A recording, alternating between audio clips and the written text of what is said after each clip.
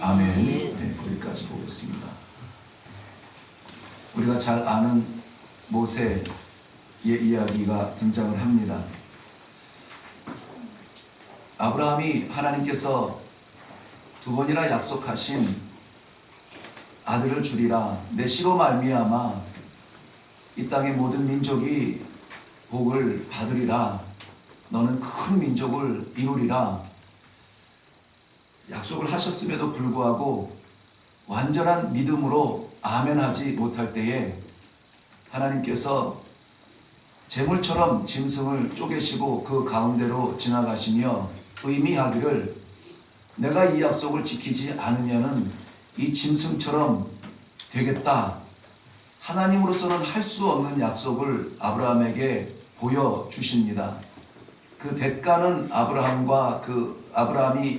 그 후손들이 받아야 됐는데요. 무엇이냐면, 이것으로 인하여서 너의 자손은 400년 동안 이방의 종으로 이방의 땅에서 거하게 될 터인데, 바로 애굽의 머슴 종이 되어서 노예가 되어서 400년의 세월을 지내게 될 것이라는 것을 암시해 주셨습니다. 400년, 아니 연수로는 430년이 되겠지만 아마 애굽에서 살아가던 노예 생활을 살던 이스라엘 백성들도 이 약속을 잊었을 수가 있겠습니다. 누구도 이 400년의 세월을 셈하고 있지는 않았었습니다. 그런데 하나님께서는 기억해 주십니다. 그리고 하나님께서 약속하신 대로 지도자 모세를 보내셔서 이스라엘 백성을 애굽에서 건져 주십니다. 모세는 이 부름받아 애굽 땅에 들어가며 이스라엘 백성들을 인도해내는 이 사명을 받게 되는데요. 모세가 준비된, 훈련된 어떠한 자격 때문에 간 것은 아니고, 우리가 잘 아는 대로 모세가 가장 무력할 때, 가장 연약할 때, 가장 보잘것 없을 때에 하나님께서 불러주신 모세, 그 나이가 80이었습니다. 80세 이 노인, 그것도 자기 양 한 마리 없이 장인의 양을 치고 있는, 들에 있는 80. 이미도 수차례 설명을 드렸지만은 양치는 목동의 이 일은 어른들이 할 일이 아닙니다. 그저 걸음마를 하기 시작하면서 양을 몰고 나가고 막대기 하나 들고 양을 데리고 들러 나갑니다. 그리고 결혼하고 자녀가 생기면은 그 자녀를 내보내지 자기가 나가지는 않거든요. 그것이 제가 경험한 아프리카나 고대 중동 지역의 그 양치는 목동들의 삶이었습니다.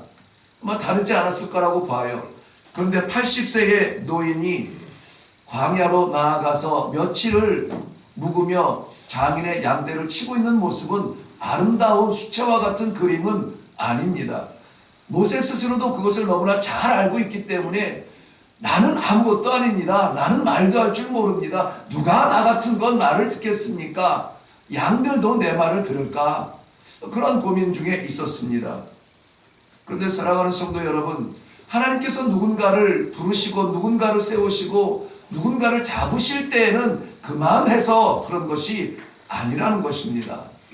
하나님께서 이 모세를 부르셨을 때에 이미도 모세는 남자로서, 어떤 사역자로서, 지도자로서의 모든 가능성이 다 무너진 다음에 그를 찾아오시고 불러주신 그 부르심이 오늘 우리에게 은혜가 되지 않습니까?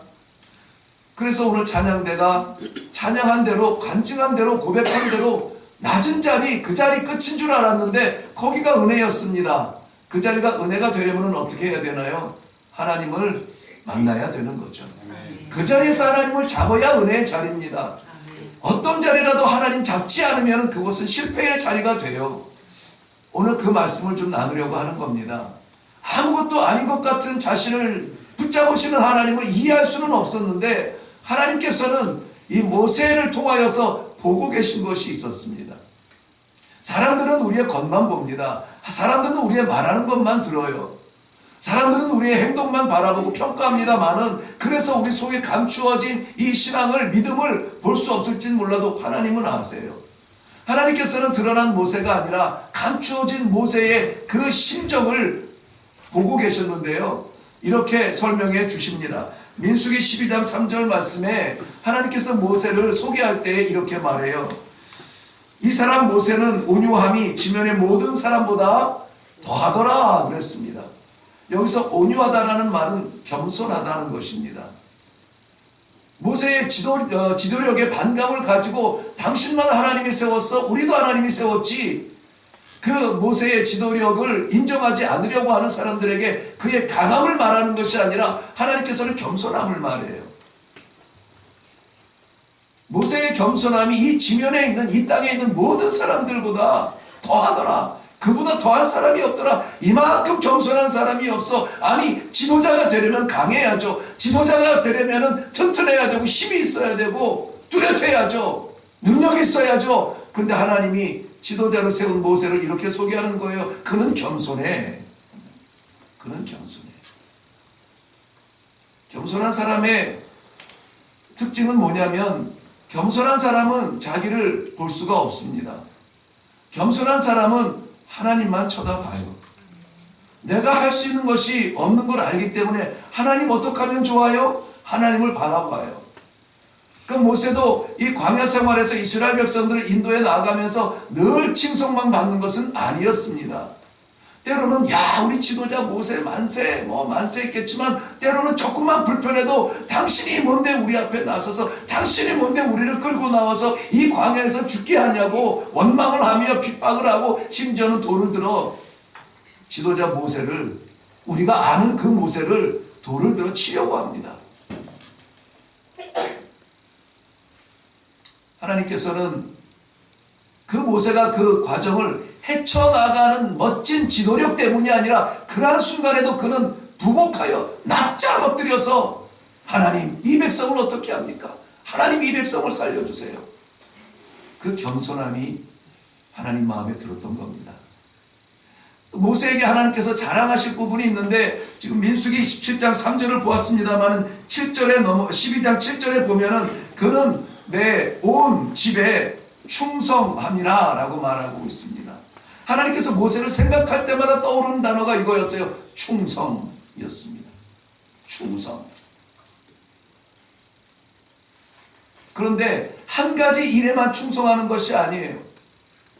내 온 집에서 이만큼 충성한 자가 없다라는 말이 아니라 내 집의 모든 지역에서 다 충성했다는 거예요. 모든. 그러니까 내가 잘한 것만 충성한 것이 아니에요. 하나님께서 맡기시는 모든 현장에서 충성했다는 거예요. 그거 내가 하고 싶은 게 아닌데요. 그거 내 특기가 아닌데요. 그건 내 일이 아닌데요. 내가 할 수 있는 건 이건데요. 내가 잘하는 거는 이건데요. 그걸 고집하지 않고 하나님만 맡기시는 그 모든 영역에서 충성했다는 거예요. 충성했다. 모세의 충성은요, 놀랍게도 예수님의 충성을 비교할 때 하나님이 사용하시는, 비교하는 그러한 충성이세요. 히브리서 3장 5절 말씀에 보면 대제사장이신 예수 그리스도의 신실함이 이와 같은데, 무엇과 같으냐면은 모세는 장래에 말할 것을 증언하기 위하여 하나님의 온 집에서 종으로서 신실하였고, 그렇게 말합니다. 신실하였고. 예수 그리스도의 신실함이 모세의 신실함을 보면 알 것이다. 예수 그리스도 만나지 못했지, 본 적 없지. 그런데 모세의 신실함을 너희가 알면 똑같아. 그런 얘기예요. 근데 여기서 신실이라는 단어가 우리말에서는 충성과 구약의 충성과 신약의 신실로 바뀌었지만 원래는 똑같은 단어예요. 모세의 충성을 보면 예수 그리스도의 아버지의 명령에 대한 충성을 볼 수 있을 것이다. 똑같은 단어예요. 하나님께 인정받는 충성이었습니다.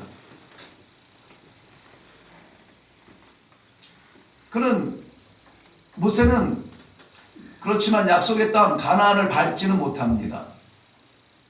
40년 동안 죽어라 하고 이스라엘 백성들을 끌고는 갔는데 밟지는 못하고 가나안 땅이 바라다 보이는 요단강 동편의 비스가산 꼭대기 어드멘가 거기에서 종적을 감추게 됩니다. 그런데 그의 무덤은 없습니다. 무덤을 찾지 못해요. 찾으려는 시도도 하지 않습니다. 고고학자들이 그렇게 성경에 구석구석 찾아가며 나무 조각 하나라도 드러내서 증거하고 싶은데 모세의 무덤을 찾으려고 시도하는 고고학자들의 결과 연구조차 제목조차 본 적이 없어요. 오히려 이렇게 증거하는 학자들은 있습니다. 하나님께서 그 충성을 다한 모세를 땅에 묻지 아니하시고 데려가셨다. 그 증거가 무엇이냐? 예수님께서 변화산에서 엘리야는 그 휴거라고 하죠. 죽지 않고 하늘나라에 들려 올라간 사람이 에녹과 엘리야가 있는데, 엘리야와 더불어서 죽음을 보지 않고 하늘에 올라간 사람의 대표적인 인물로 엘리야와 모세가 등장해서 예수님과 함께 변화하는 모습을 보여주십니다. 그 모세를 하나님께서 죽음을 맛보지 아니하고 데려가신 것이 아닐까 하는 해석을 하는 분도 있습니다. 정설로 받아지기 어렵지만 그러나 부정하는 사람도 없습니다. 도대체 무엇이 하나님 앞에 이 모세를 이렇게 사랑받도록 했는가? 이러한 사랑이 좀 그립지 않습니까? 부럽지 않아요? 모세는 구약 성경에 등장했던 아이고 대단한 사람이 아니라 우리와 똑같은 성정을 가졌다면 동일하신 하나님의 사랑을 우리도 받을 수 있는데, 이 사랑을 우리도 받고 살아가면 얼마나 좋겠습니까?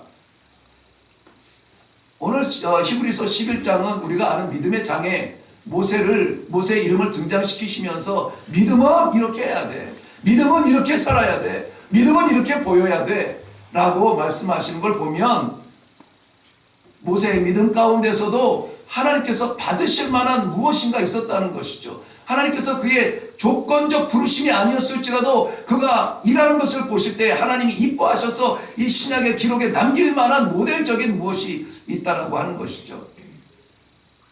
그것은 믿음이에요. 믿음. 어떤 믿음일까요? 만약에 그것이 모세의 가슴 안에 갇혀있는 믿음이었다면 아무도 모를 겁니다.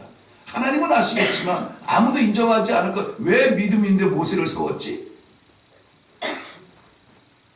믿음은 간직하는 것이 아닙니다.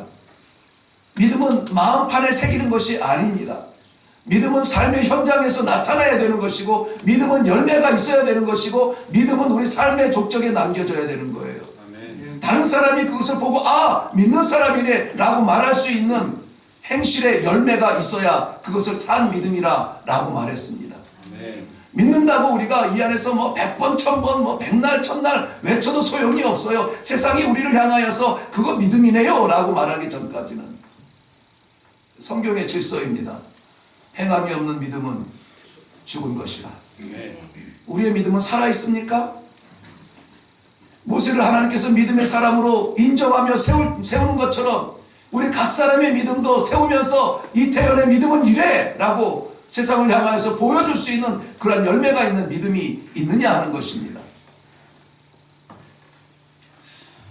오늘 본문에서 보여주시는 하나님께서 꼭 우리에게 알게 하고 싶은 모세의 믿음의 삶의 자취를 몇 가지만 보면서 우리도 그 믿음 꿈꾸고, 그 믿음대로 살아가며 그 하나님의 그 사랑을 받는 성도의 자리에 서기를 원하는 마음으로 이 말씀을 나눕니다. 먼저 24절 말씀 보면, 믿음으로 모세는 장성하여 바로의 공주의 아들이라 칭함 받기를 거절하고 도리어 하나님의 백성과 함께 고난 받기를 잠시 죄악의 낙을 누리는 것보다 더 좋아하고. 모세가 좋아하는 것이 있었습니다. 고난을 좋아했답니다. 왜 그렇습니까? 그 고난의 자리에는 누가 있었다고요? 하나님의 백성이 있었다고요. 하나님의 백성이 있었다는 말은 누가 계시다는 겁니까? 하나님이 계시기 때문에. 하나님이 계시는 자리라면 고난의 자리라도 기꺼이 첫 발이라도 들여다봐야 믿음이 뭔지 알게 돼요. 그 믿음대로 살아봐야 은혜가 뭔지를 알게 돼요. 여기에 그런데 좀 재밌는 단어가 있죠. 잠시 죄악의 낙을 누리는 것보다 더 좋아했다 그랬습니다. 죄악의 낙. 죄악에는 뭐가 있다고요?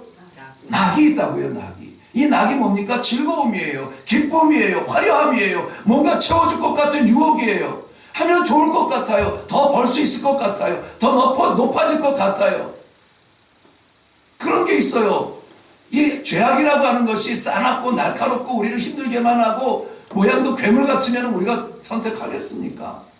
달콤하니까, 될 것 같으니까,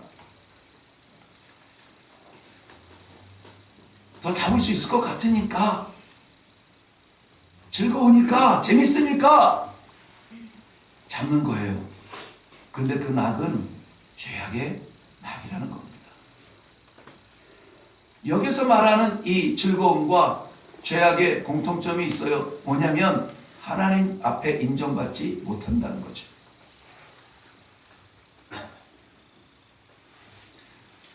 우리가 요셉이라는 사람을 잘 압니다. 야곱의 12아들 가운데 가장 사랑하는 아내 라헬 목숨과 바꾼 막내 아들. 그래서 그랬는지 이 야곱의 사랑을 극진히 받은 것은 막내가 아니라 오히려 11번째 태어난 이 요셉을 더 사랑하는 그러한 이야기를 우리가 알 수 있습니다. 형제들은 뭐 들에 나가서 양을 칠 때에 제대로 옷이나 입었겠습니까? 그저 더러워질 것이기 때문에 그냥 입혀도 이 요셉만큼은 채색 옷을 입히고 늘 아버지의 곁에서 아버지의 교훈을 받게 했습니다. 형들의 미움을 사서 죽음을 겨우 면한 채 노예로 팔려갑니다. 애굽의 장관의 집에 끌려가서 노예로 살아가는 처량한 신세가 됩니다. 그런데 그의 준수함이라든지 그의 삶의 모습을 보면서 보디발의 아내가 요셉을 유혹합니다. 눈 한 번 딱 감으면은 좀 인생이 필 거 아니겠어요? 눈 한 번 딱 감으면 타협만 하면은 편해질 것 같은데, 득이 되고 유익할 것 같은데, 미련하게 요셉은 그 길을 택하지 않아요.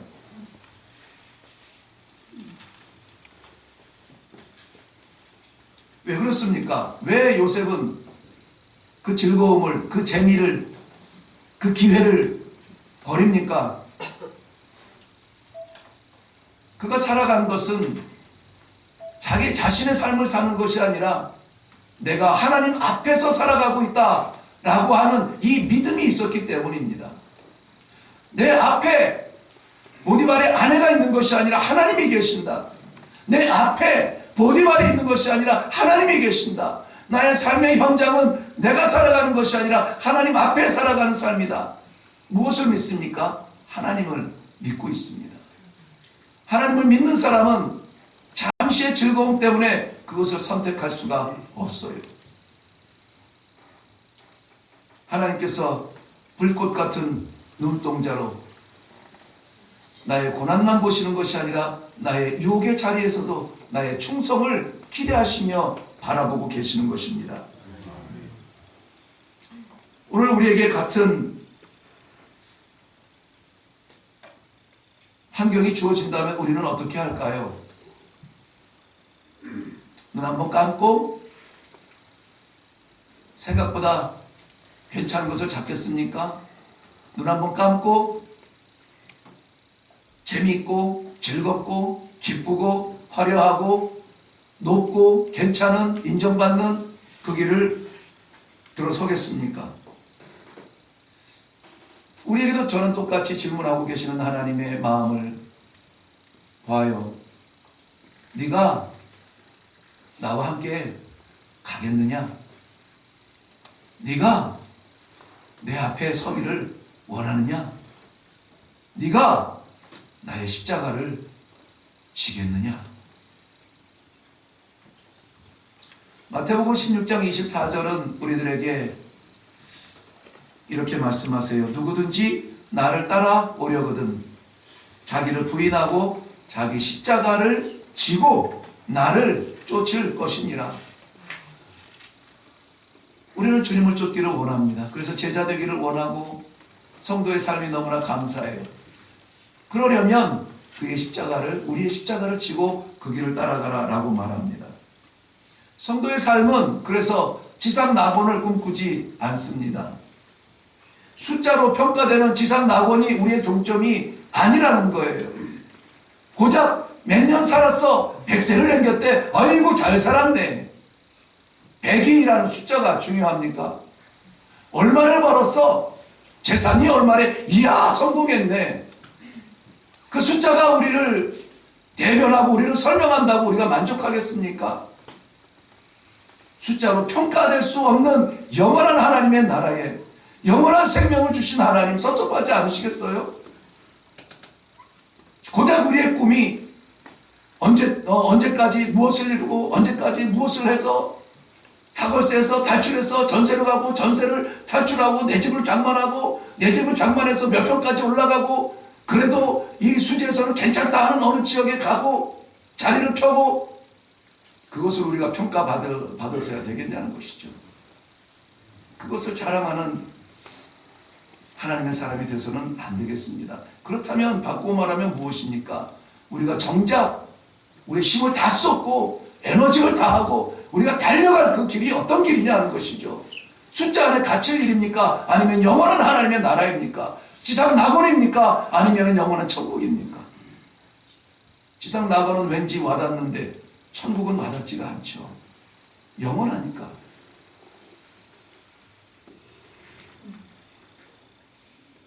그래서 오늘 우리는 그렇게 결단하는 겁니다. 그래, 여기서 좀 손해봐도 하나님 앞에서 결정하는 거라면 그걸 잡는 거지. 세상에서 바보가 되고 하나님 앞에서 인정받는 거지. 기꺼이 그렇게 결단할 수 있기를 바랍니다. 두 번째는 26절 말씀에 보면 그리스도를 위해 받는 수모라는 단어가 나와요. 26절 말씀, 그리스도를 위하여 받는 수모를 애굽의 모든 보화보다 더 큰 재물로 여겼으니 이는 무엇을 바라봐요? 상 주심을 바라봄이라. 그리스도를 위해 받는 수모를 왜 참아요? 그 수모, 그 고통, 그걸 왜 참아요? 그 후에 뭘 주시니까? 상 주시니까. 그 상은 녹슬 상이 아닌 거예요. 그 상은 쥐면은 우리 손에 있고 놓으면은 떨어뜨릴 상이 아니라는 거예요. 그 상은 영원한 하나님께서만 주실 수 있는 영생의 생명의 면류관을 주실 상이라는 것을 아니까 조금 창피해도 조금 괴로워도 조금 수무스럽고 수치스러워도 기꺼이 당하는 거예요. 누구를 위해서? 그리스도를 위해서요. 그리스도를 위해서.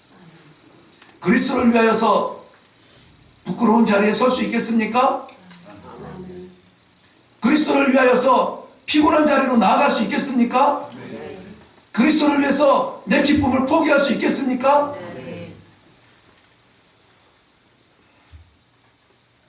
아무튼 올해 일회교회 16년 됐는데요.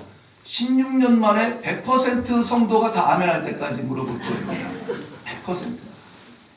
그리스도께서 잡으시기만 한다면은 나는 어떤 절벽이라도 뛰어내릴 각오로 나아가겠습니까? 그렇죠. 뭐 버티는 것도 매력이 있어요. 그러고 보니까 나도 안 했네요. 저도 할게요. 100%.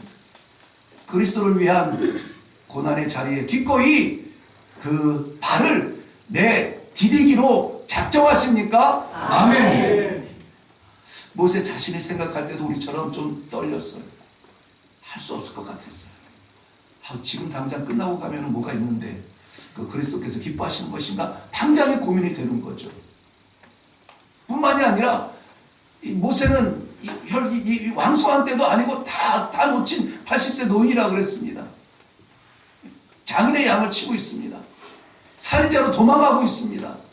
비겁하게 이러이러해서 살인을 했다. 자기를 증명하지도 못하고 도망자가 돼서 이 광야에 나와서 40년을 숨어 살고 있는 광야 이 모세입니다. 그런데 지금 애굽으로 돌아가라는 거예요. 겁나지 않을까요? 누가 내 말을 들을까? 누가 내 이야기를 들을까? 계산하면 못 갑니다. 생각하면 못 가요. 그런데 하나님께서 내 백성이 울부짖고 있다. 내가 너를 보내어 그들을 구해야 되겠다. 가라. 하나님 말씀이니까 버티기는 하지만은 마른 막대기 손에 하나 달랑 들고 가는 겁니다. 마른 막대기 들고 가는 거예요. 이 세상을 우리는 맞출 수가 없어요. 이 변덕스러운 세상을 맞출 수가 없습니다. 좋을 때는 옆에서 친구가 되어지고 힘들 때는 돌아서서 우리의 등에 비수를 꽂는 세상의 질서를 우리가 어떻게 다 맞출 수가 있겠어요?